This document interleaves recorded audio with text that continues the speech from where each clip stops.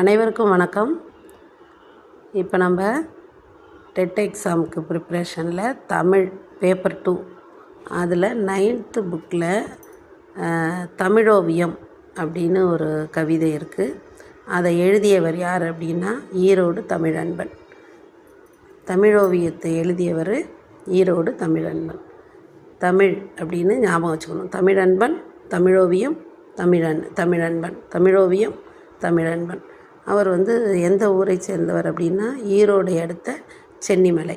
ஈரோடு தமிழன்பன், அவர் ஈரோடை அடுத்த சென்னிமலை. அவர் பேருக்கு முன்னாடி ஈரோடு தமிழன்பன் வருதா, ஈரோடை அடுத்த சென்னிமலை. அவர் 1936 பிறந்தார்.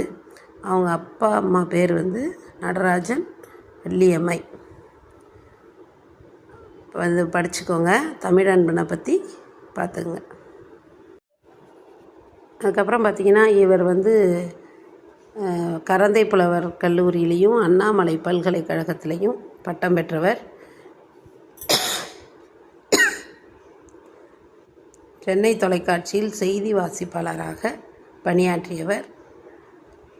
சென்னை புது கல்லூரியில் பேராசிரியராக பட்டம் பெற்றவர், பணிபுரிந்தவர்.